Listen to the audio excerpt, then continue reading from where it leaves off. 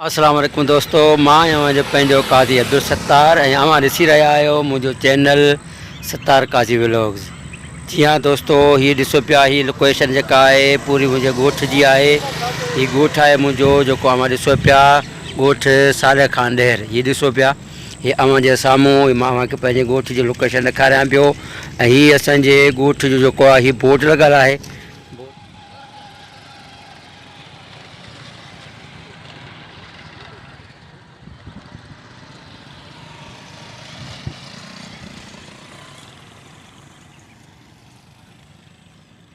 ऐं असांजो हीउ ॻोठ जेको आहे तक़रीबन उबावड़े खां 3 किलोमीटर परे आहे ऐं रेतीअ खां तक़रीबन 8 किलोमीटर परे आहे। रेती खां हीअ रेती रोड सरबो आहे। ऐं हुन खां अलावा हीअ असांजो ॻोठ जो हीअ ॾिसो पिया लोकेशन। ऐं मां सभ खां पहिरियों तव्हां दोस्तनि खे गुज़ारिश कंदो हलंदुसि त मुंहिंजे चैनल खे सब्सक्राइब कयो, लाइक कयो, कमेंट कयो ऐं पंहिंजे दोस्तनि ते शेयर कयो। ऐं ॾिसो पिया त हीअ जेको पाणी जो तालाब आहे ऐं शाम थींदे ई जीअं ई अंधारो थिए थो तीअं ऐं मच्छरनि असांजी जंग हले थी पई, जेको राति जो वेंदे ताईं ऐं मच्छर खाइनि था पिया। ऐं हीअ सिर्फ़ु वन साइड ही पाणी न आहे, बल्कि ॻोठ जे चौ तरफ़ ई पाणी आहे। तक़रीबन असांजे हिन ॻोठ में काफ़ी क़ौमूं रहनि थियूं पियूं, जंहिंमें असांजा जेके हिते सैयद बि रहनि था ऐं हिते असां वटि हिंदू क़ौम बि रहे थी पई, मोची बि रहनि था ऐं ॾेर काज़ी ऐं इहे क़ौमूं हिते रहनि थियूं पियूं। हीअ असांजे ॻोठ जी लोकेशन आहे दोस्तो। जीअं त मां अव्हां सां ज़िक्र कयो पिए त असांजे ॻोठ जो हीअ जेको फ्रंट में मूं अव्हांखे जेका हीअ लोकेशन ॾेखारे हिते पाणी पाणी बीठल हुयो। हीअ आहे असांजे ॻोठ जी बैक साइड। अव्हां ॾिसो पिया असांजे ॻोठ जी बैक साइड में बि पाणी बीठल आहे।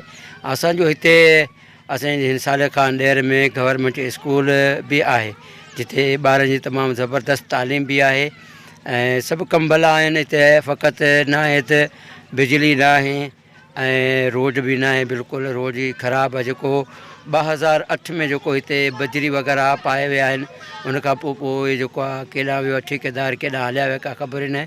बहरहाल उन ॻाल्हि खे सभिनि खे छॾूं था। ऐं ॾिसो पिया असांजी ॻोठ जी लोकेशन मां तव्हांखे ॾेखारियां पई, असांजी ॻोठ जी लोकेशन आहे हीअ ॾिसो।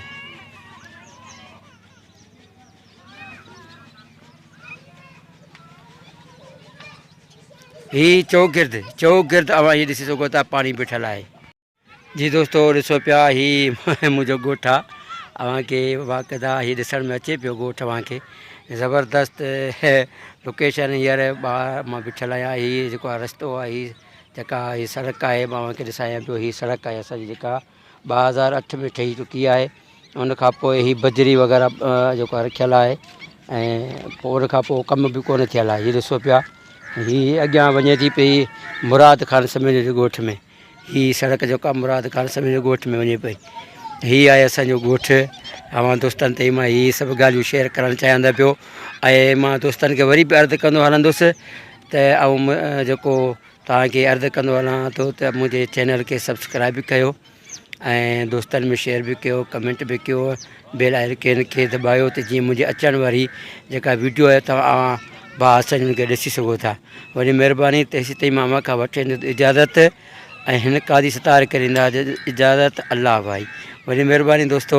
अल्लाह अव्हांखे ख़ुशि रखे। अल्लाह भाई।